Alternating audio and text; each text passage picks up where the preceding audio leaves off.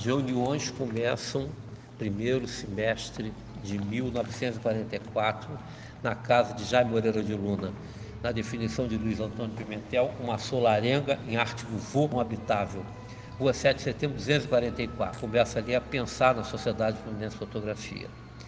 Começa a pensar numa instituição, né? E, portanto, ele funda a sociedade em 12 de outubro de 44.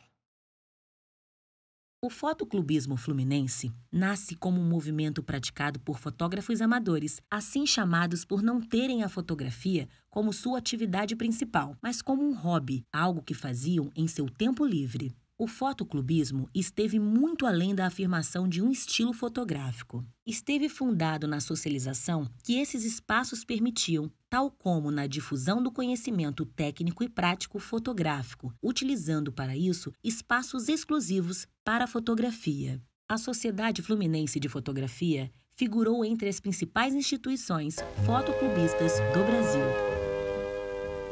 Numa das salas do Hotel Quitandinha, a Sociedade Fluminense de Fotografias mantém um estande com esplêndidas e artísticas fotos já apreciadas e classificadas em certames estrangeiros.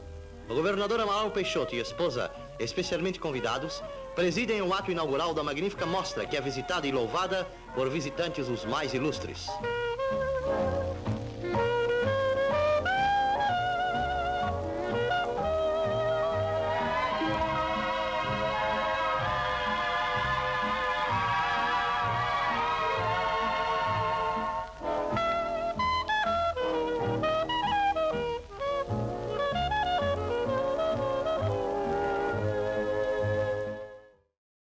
As exposições fotográficas eram uma premissa na existência da Sociedade Fluminense de Fotografia. A utilidade movia o fotoclubismo fluminense. Não era somente arte. O fotoclubismo almejava produzir arte e partilhar dos espaços da arte. Mas, a partir desta arte, conquistava espaços políticos, acadêmicos, publicitários, jornalísticos, traçava relações diplomáticas, promovia o ensino, a sociabilidade, prestava serviços ao governo e ao exterior, e se apoiava nesses outros espaços para legitimar-se enquanto arte.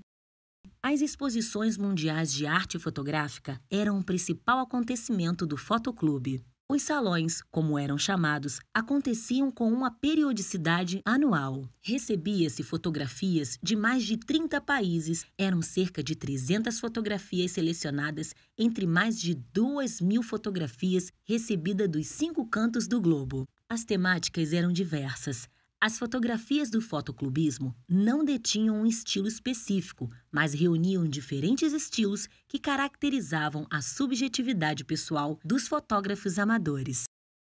Cada fotografia que passava pelo salão recebia um selo ou carimbo, o que permite hoje mapear por onde circularam. Havia muitas outras exposições que a SFF promoviam ao longo do ano. Exposições menores, nacionais, temáticas, além daquelas que a Sociedade Fluminense de Fotografia participava enquanto expositora, levando as fotografias de seus sócios a circularem por outros estados, cidades e países. Os salões de fotografia eram como um espaço de museus, visitado por pessoas das mais variadas, desde crianças a idosos, mulheres, homens, um ambiente muito democrático. A Sociedade Fluminense de Fotografia queria que a fotografia fosse um caminho para 1. Promover a propaganda turística do Brasil. 2. Estimular o ensino de fotografia. 3. Colaborar com a administração pública. 4. Promover a sociabilidade. Esses são os 4 objetivos fundantes que norteiam a Sociedade Fluminense de Fotografia desde a sua fundação. O título que dá nome a este trabalho deu nome também a uma importante exposição promovida pela Sociedade Fluminense de Fotografia na primeira metade dos anos de 1960. Esta exposição é composta por 50 fotografias que documentaram o Brasil de norte a sul e foi pensada depois que a instituição recebeu uma correspondência remetida por universitários estadunidenses de Tucson, no Arizona, dizendo que em sua universidade, todos os anos, homenageavam um país e, naquele ano, o Brasil havia sido escolhido. Entretanto, não encontraram uma só fotografia do Brasil nas repartições consulares brasileiras próximas à sua cidade. Foi então que Jaime Moreira de Luna, então presidente da SFF, criou uma campanha intitulada A SFF Mostra o Brasil ao Mundo. E percorrendo o litoral brasileiro, de norte a sul, fotografou o Brasil, criando a Coleção Brasil.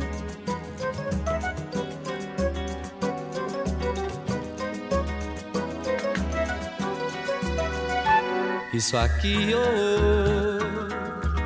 é um pouquinho de Brasil, iaiá, desse Brasil que canta e é feliz, feliz, feliz. É também um pouco de uma raça que não tem medo de fumaça, e não se entrega, não. Isso aqui. A Coleção Brasil é uma pequena amostra dos objetivos da SFF, pois agrega os seus 4 pilares fundantes, na medida em que divulga as belezas naturais e construídas do Brasil, os pontos turísticos e a cultura. Estimulou a produção fotográfica e a sociabilidade na medida em que criou uma campanha de incentivo aos sócios para que viajassem o Brasil e o fotografassem. Além de colaborar com a administração pública, pois a SFF fez questão de oferecer gratuitamente as fotografias resultantes dessa campanha aos consulados brasileiros mundo afora. Antes, portanto, de se tornar um polo de difusão de uma imagem visual artística do Brasil, a Sociedade Fluminense de Fotografia esteve envolvida na construção de seu espaço físico, de um espaço que pudesse fomentar a sociabilidade entre fotógrafos amadores, além de promover o ensino da fotografia e a existência de espaços expositivos e específicos para fotografias. O sucesso foi tão grande que, em outubro de 49, ele conseguiu que o deputado Alberto Torres propusesse uma lei de doação de um terreno público para a Sociedade Fluminense de Fotografia. O que aconteceu em outubro, portanto, de 48. Em março de 1950, a Sociedade Fluminense de Fotografia consegue, então, a escritura pública. E aí, durante 5 anos, eles fazem a construção dentro da lei, porque tinha um prazo de 5 anos para construir.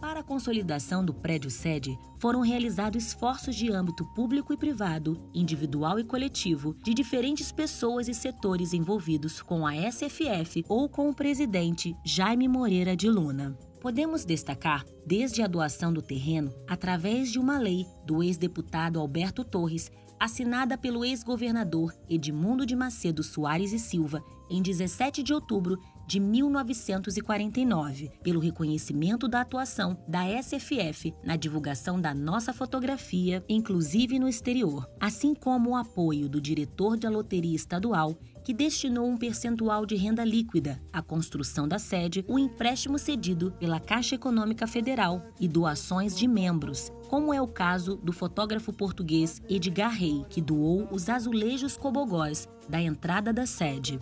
Pode-se ainda destacar os diversos eventos desenvolvidos pelos associados, como chás, jantares, bingos e a famosa Festa do Flash, no qual se reuniam entusiastas da fotografia, associados e amigos empenhados em colaborar financeiramente para a construção do prédio.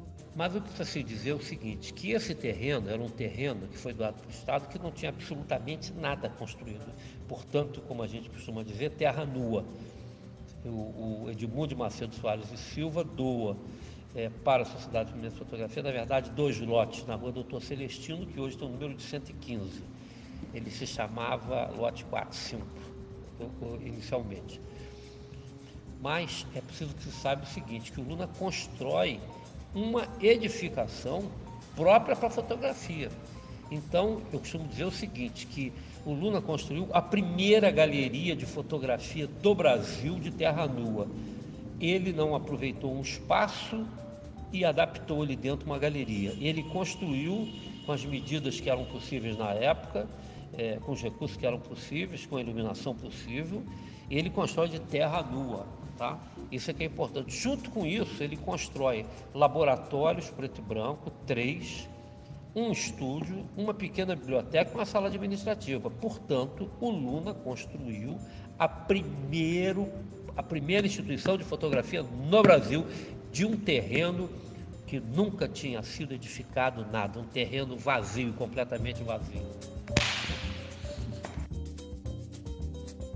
O destaque e a inovação que os fotoclubes trazem de mais forte, de fato, é o seu espaço e as interações por ele geradas. Os fotoclubes foram espaços com dinâmicas próprias, produção de conhecimentos, ideias e culturas próprias, compartilhadas por espaço com o mesmo objetivo.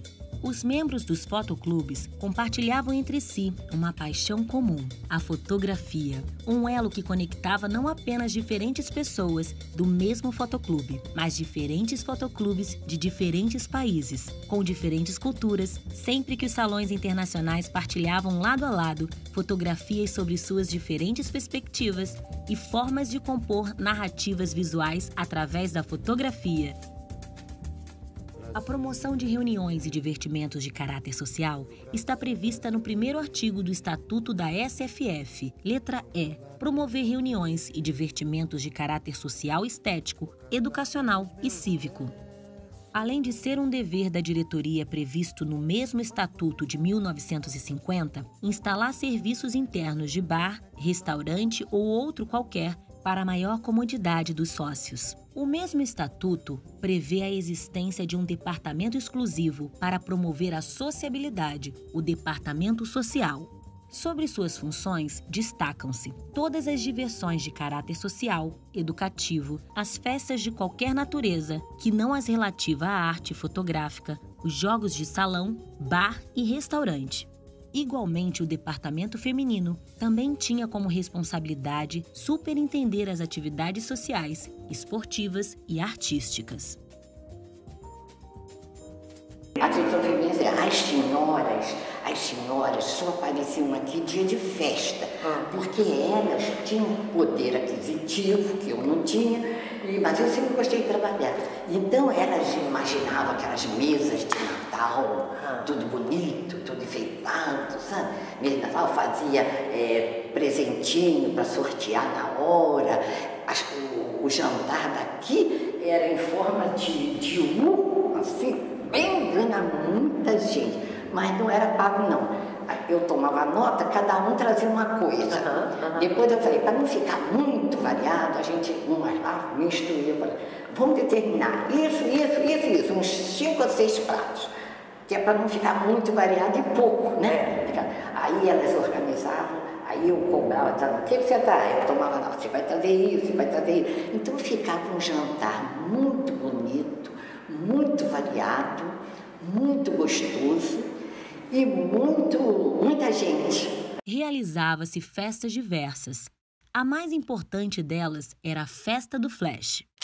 A Festa do Flash, responsável por grande parte da arrecadação necessária para a construção da sede, era um dos eventos mais importantes realizados pela SFF. Realizada na data em que se comemora o aniversário da Sociedade Fluminense de Fotografia, dia 12 de outubro, a festa unia a festividade, concursos e apresentações de famosas orquestras da capital, contando com uma frequência de aproximadamente 2.000 pessoas, entre importantes figuras políticas, renomados artistas fotógrafos e representações de importantes marcas brasileiras e estrangeiras. Parte da sociabilidade praticada pelos fotoclubes é também a troca de correspondências que mantinham com os outros fotoclubes e estrangeiros interessados em nossa fotografia, como é o caso da estudante de Tucson e outras relações que Jaime Moreira de Luna mantinha com políticos e pessoas influentes dentro e fora do país. A sociabilidade promovida pela Sociedade Fluminense de Fotografia retornava de forma muito positiva para a instituição, expandindo seu quadro social. Temos, por exemplo, a presença do governador do estado do Rio de Janeiro, Hernani do Amaral Peixoto, no quadro social da SFF, motivo de registro de honra na fotorrevista de número 19. As festividades traziam pessoas para o clube. Houve momentos em que a instituição realizava também campanhas para aumentar o número de membros sócios, pedindo para que cada sócio apresentasse pelo menos um novo companheiro. A grande maioria dos fotoclubistas não era fotógrafo profissional. Havia, na verdade, uma minoria muito rara de fotógrafos profissionais no período estudado. A profusão de fotoclubistas com profissões aparentemente alheias a fotografias são explicadas muitas vezes no hobby. A fotografia estava se tornando um hobby acessível e toda a família queria registrar o crescimento do seu filho, os aniversários, as férias de verão e o domingo no parque. A fotografia se tornou presença indispensável na vida do brasileiro médio. Além disso, a fotografia vinha se mostrando uma ferramenta muito versátil, com importância em diferentes profissões. Em uma das páginas da fotorrevista, vemos o trecho: não há, nos dias que correm, um só dentista, médico ou cientista orgulhoso de seu título que trabalhe sem o uso paralelo da fotografia. Como muito bem podemos sentir aqui nesta sociedade, com a procura crescente de tais profissionais, a busca de melhores conhecimentos da arte, de cuja aplicação tanto necessitam.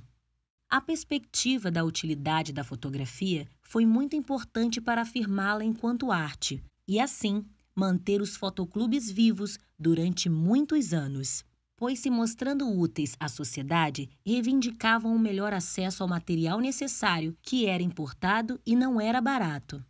Atenta a isso, a SFF atuou ativamente em um período de crise do material fotográfico. Os anos de 1950 assistiram a uma dificuldade enorme em adquirir papel, química e outros itens necessários para produzir uma boa fotografia. Nessa ocasião, a SFF se mostrou incansável, defendendo a necessidade da fotografia, utilizando de sua diplomacia em prol dos recursos necessários para a prática fotográfica. Em inúmeros episódios, fazia apelos a políticos e pessoas bem relacionadas que pudessem intervir na redução de taxas de importação e melhorar o acesso a esse material. Atuou tão ativamente nesse propósito que conseguiu meios mais satisfatórios de importação de material fotográfico para o país após enviar uma carta à Superintendência da Moeda e do Crédito do Banco do Brasil. A fotografia encontra terreno fértil em diversos campos do conhecimento. O fotoclubismo foi muito importante para isso, pois além de oferecer uma ferramenta para aqueles que não trabalhavam diretamente com a fotografia, passou a formar aqueles que seriam fotógrafos de fato. A existência de fotógrafos profissionais que teriam tido envolvimento com o fotoclubismo antes da promoção de suas carreiras nos mostra que esse movimento teria tido uma função de escola para a maioria dos fotógrafos da década de 1960, 1970 e 1980, reconhecido por seu trabalho nos mais diferentes ramos da fotografia durante a segunda metade do século XX. Um exemplo é o fotojornalista Zalmir Gonçalves, sócio da SFF, que teve seu primeiro contato com a técnica fotográfica em um curso da SFF e, graças ao fotoclube, ele conseguiu seu primeiro emprego como fotógrafo em uma revista. Para mim foi bom porque o primeiro emprego que eu consegui foi na atualidade, precisava de um cara que soubesse também revelar e copiar. Se não fosse isso, eu não teria esse emprego. Então, graças a esse curso que eu fiz aqui, consegui esse meu primeiro emprego. Foi 3 anos depois, né? Segui exército, coisa toda, eu voltei, em 60 eu consegui meu primeiro emprego. Mas era um curso muito bom, tinha vários cursos, né? Vários professores, era uma vez por semana, durante 3 meses. E, como eu falei ainda agora, dos 4 fotógrafos que veio comigo, sou eu que levei à frente, né? Continuei trabalhando em fotografia, não quis fazer mais nada, você fotografia, eu sei fazer fotografia. O fotoclubismo impulsionou enormemente o mercado de trabalho com fotografia. Nas revistas da SFF, por exemplo, publicava-se dicas para que os amadores investissem em trabalhos com fotografia, direcionando-os para o mercado profissional. No artigo de título Retratos de Crianças, da Fotorrevista da Sociedade Fluminense de Fotografia, de agosto de 1953, o renomado retratista Stefan Rosenbauer incentiva os fotógrafos amadores a olhar a fotografia como uma possibilidade de trabalho. Essa abordagem, aliás, é recorrente no material da Fotorrevista com um incentivo para diferentes áreas da fotografia profissional. Pairava a ideia de que o fotoclubismo prepararia os fotógrafos amadores para o mercado profissional da fotografia, apresentando diferentes áreas de trabalho para o fotógrafo. As diferentes formas de fotografar alimentavam o fotoclubismo de todo modo, pois nele consistiam em ideia de troca de experiência e aprendizado. O fotógrafo amador apresentava suas fotos, podendo receber críticas e elogios a fim de aperfeiçoar a sua técnica. Uma discussão pertinente ao quadro social dos fotoclubes e amplamente debatida pela literatura acerca do fotoclubismo diz respeito à procedência de classes dos fotoclubistas. A maioria dos especialistas no tema defendem a ideia de que eram uma classe média burguesa. Essa teoria anula um pouco a ideia de que uma parte dos fotoclubistas pudessem ver ali uma oportunidade de trabalho. A análise de fontes orais e textuais que deram origem a esse trabalho nos mostra um fotoclubismo que visava expandir o conceito de fotografia para além das artes e formar, por exemplo, fotógrafos preparados para encarar um mercado de trabalho caso fosse de interesse pessoal.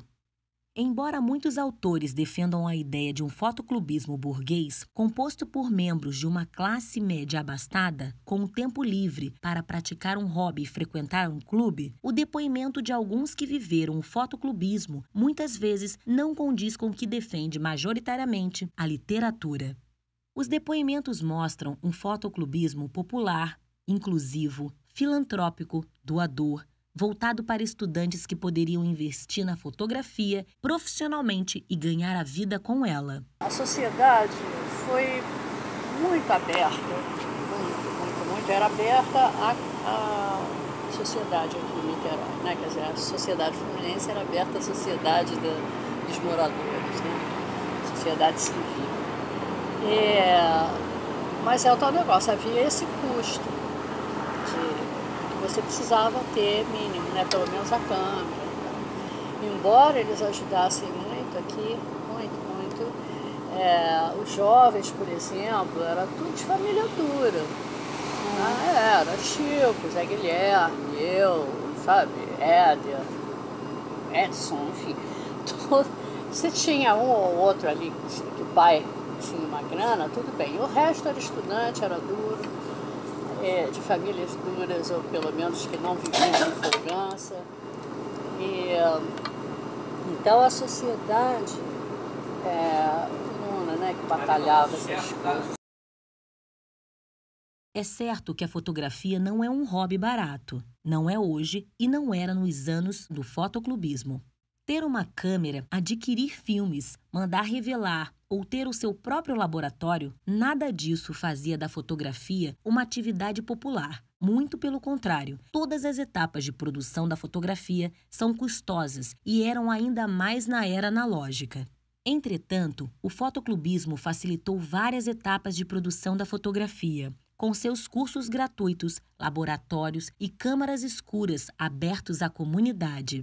O valor para se associar ao fotoclube era algo simbólico e permitia um acesso quase limitado às estruturas do fotoclube.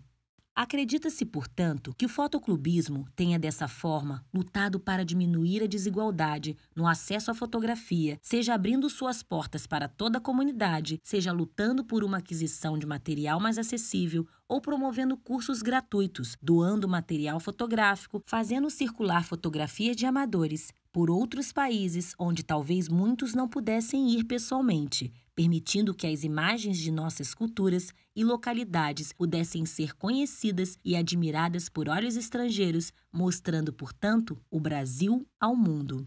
Nada disso seria possível sem o protagonismo daqueles que presidiram a SFF. Foram 6 presidentes ao todo: José Paulino Soares de Souza Neto, Dr. César Salamonde, Durval de Almeida Batista Pereira, Jaime Moreira de Luna, Walter Bittencourt e Antônio Machado. O grande idealizador da Sociedade Fluminense de Fotografia foi Jaime Moreira de Luna. A diplomacia era uma característica muito marcante da SFF e do Luna. Sabe-se que a trajetória individual do presidente muitas vezes se confunde com a trajetória da instituição. Isso porque Luna se doou de forma diferente àquele lugar. Ele era uma pessoa influente na cidade de Niterói e no Rio de Janeiro. Luna, entretanto, não funda a Sociedade Fluminense sozinho. É importante destacar que teve o apoio de 39 amigos e fotógrafos amadores, reconhecidos como os fundadores da Sociedade Fluminense de Fotografia.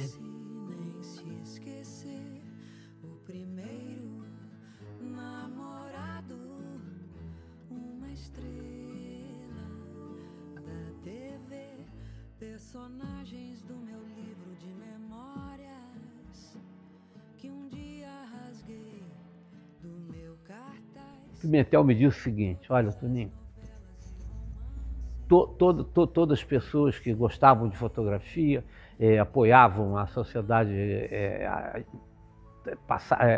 tinha o trânsito livre na sociedade fluminense, né? E aí eu falo de sociedade de Estado, né? Não de fotografia, mas eles eram pessoas bem relacionadas e ligadas à cultura, né? e aos trabalhos da cidade, né? Como é que se diz? Trabalhavam na cidade, nas suas profissões, tanto como juiz, como desembargador, enfim. E então o Pimentel um dia textualmente falou o seguinte: Toninho, o Luna fazia tudo, o Luna sempre fez tudo. O Luna era o cara que liderava as reuniões, não sei o quê, e que entendeu que essas pessoas deviam antecedê-lo, mas na verdade não foi assim uma coisa assim tão banal, né? Era um grande colegiado. O Luna, ele queria participar da fotografia amadora, né? E ele queria mais do que isso, né? Ele queria construir uma instituição que ensinasse fotografia, porque aquele episódio dele no Fotoclube Brasileiro foi muito ruim para ele. Então, foi ruim para ele, mas foi bom para a gente, né? Porque ao não concordar com a crítica que fizeram a fotografia dele, sem explicação, né? Porque você, quando critica, você tem que explicar o porquê, né? Principalmente quando a coisa é negada, né? E ele estava lá para aprender e, na verdade, ficou dias lá, porque não aprendeu nada. Quando o cara fala mal da fotografia e sem dar a solução, né? Que é aquela história das linhas convergentes, que você já sabe, né? Aí que o César Salamonde fala com ele: olha, aluno, isso aí é mole de resolver, vamos para o laboratório, vamos corrigir as linhas do ampliador, etc. E aí o Luna viu, naquele momento, que ele podia, então, fazer uma casa que pudesse ensinar a pesquisar a fotografia. E era o momento da Segunda Guerra Mundial, e havia uma necessidade de troca de informações, porque o material, tudo da Europa, praticamente. As câmeras, né? Os ampliadores, as objetivas, não sei o quê, e produtos químicos, né? Papéis fotográficos, filmes, né? Então, alguma coisa dos Estados Unidos, mas a maioria da Europa, né? E aí eles ficavam, né? Essa conversa deles também era em torno de como conseguir material para poder trabalhar, né? Não só para fotografar, propriamente dito, com a câmera, mas também os produtos químicos, né? Os acessórios de laboratório, as objetivas de ampliador, né? Era tudo importado. As lâmpadas, nem pensar em lâmpada aqui, lâmpada de segurança, lâmpada de ampliador, era uma coisa, né? Então, essa necessidade de troca de informação também motivou a fundação de espírito agremiativo, né? Afinal de contas, eles foram 39 fundadores. o mapeamento da produção da SFF entre 1944 e 1978 nos trouxe as fotografias da Coleção Brasil, um conjunto de fotografias que buscava documentar o território brasileiro. Sua realização aproximou a SFF dos consulados brasileiros e fez com que os fotógrafos amadores percorressem o Brasil para fotografar. Ali, a SFF mostrava a sua utilidade pública, aquela mesma utilidade que justificou a doação do terreno de sua sede. A diplomacia era uma característica muito marcante da SFF e do Luna. As revistas publicadas pela SFF durante esses anos são fontes riquíssimas de pesquisa. Essas publicações eram verdadeiros instrumentos didáticos, cujo objetivo era compartilhar o conhecimento fotográfico com demais fotógrafos amadores. Portanto, a promoção do ensino nos fotoclubes é algo que deve ser destacado, tanto através desses instrumentos, quanto pelos próprios cursos que a SFF promovia, dando aos fotoclubes o status de primeiras escolas de fotografias no Brasil, de onde saíram muitos fotógrafos profissionais. Também se destaca o pioneirismo de seus espaços expositivos, os primeiros construídos no Brasil, exclusivamente para este fim. Hoje, a Sociedade Fluminense de Fotografia mantém os seus objetivos fundantes, promovendo a difusão da fotografia através das exposições internas e externas e o ensino através dos cursos, a colaboração com o poder público e a sociabilidade. Os anos áureos do Fotoclube ficaram na memória da instituição, mas a cultura trazida por ele e o comprometimento com a fotografia permanecem vivos até hoje.